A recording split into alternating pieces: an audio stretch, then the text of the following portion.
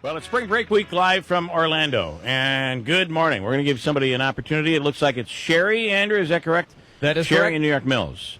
Chance to win $100, $200, or $300 in cash from the Hobica Law Firm. Sherry, good morning. How you doing?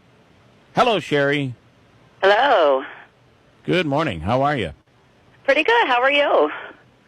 Good. We're going to throw a bit of a. I guess this one will be music. A music question for you.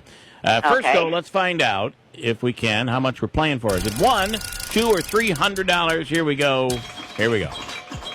$100. All right. Boy, I got to tell you, that wheel that we spin and then the guy comes in with the $100, Manaski, he sounds so much like a downer, like $100. And even when he says $300, he's not excited about it. Completely emotionless. All right, Sherry, here is your... Yeah. A bike is banker. It's the computer talking. $100. Oh, great. It kind of sounds like that. Was it Mr. Snuffleupagus? Yes. Oh, great. Yes, we're going to give away another $100. Okay, here's your question, Sherry. Here we go. Here is your question. Which American blues legend is best known for his 1972 Fender Stratocaster that he calls Rosie? Ready, go. I don't know. B.B. King?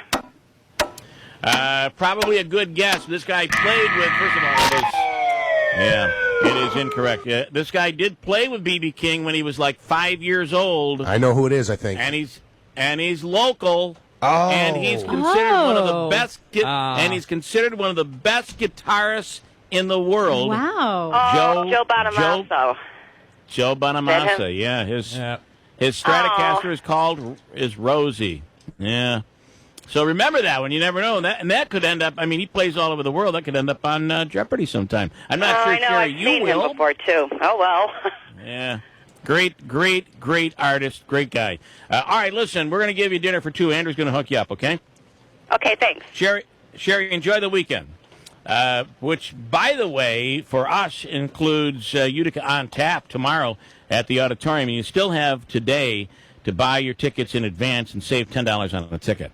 So if you have a party of two, you save $20. Party of four, you save $40. And the savings is limitless. Of course, we have over 100 different releases from breweries and from distributors. You just walk around the yard, right on the ice. And, of course, there's a floor put down. But you walk around, and you get to eat, and you get your little cup, and you sample beer after beer. There are two sessions, one that goes at 1 p.m. or 1 at 2 o'clock? 1 p.m. And then one at 1 p.m., and then there's one at 5. Yes. So you get to make your pick, and great beer, great food, great event. And it's sponsored in part by Tap Room, the Tap Room at Pizza Boys. Get your tickets in advance. You save $10 per ticket at WIBX950.com. All right, we're going to be talking to Assemblywoman Claudia Tenney. I just want to talk a little politics, a little strategic politics here, if we could, for a second before we get her on. And that is, you know, that she was really calling out last time that she ran heavily for a debate and really criticized Congressman Richard Hanna for not debating. And she's always asking for the debate. Well, now, out of nowhere, Stephen Wells, who is from Madison County and is running for the position and is the endorsed Republican, by the way, and Oneida County's endorsed Republican, all of a sudden he's calling for a debate. What do you think the strategy is? And was it surprising to you guys when he did that on Wednesday or Tuesday, whenever it was? I don't think so. I think we've had 2 of the 3 GOP candidates now saying that they would like a debate. And, Bill, I'll tell you. Yeah, the other one was George Phillips. Yeah, I am a little surprised. It's good to see that the candidates want to debate. I am a little surprised, though, because she's obviously run in this district before. She's run for this seat. She was in a primary the last time around. So she's obviously well-versed and knowledgeable about the issues. I don't know if these 2 candidates think that they're bringing something new to the table. I am happy to see that the candidates want to talk about issues. That's always a good thing for the voter. I from a strategy point, it's kind of interesting because when Assemblywoman Tenney was asking for the debate against Congressman Hanna, here she is asking for a debate with an incumbent.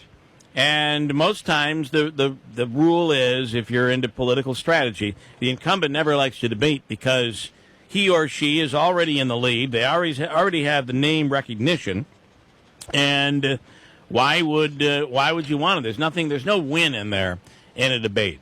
And especially with, she's an attorney, Assemblywoman Tenney, and she's a tough debater.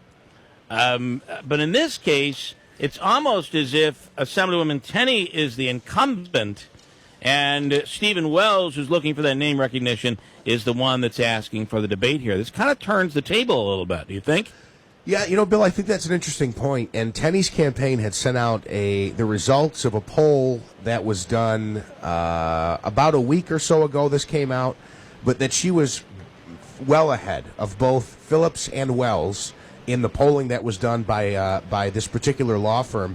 So what you're saying, I think, is correct. I think they realize she has so much name recognition in the district, it's like she is an incumbent, and they need to kind of make a name for themselves. I think you're absolutely right.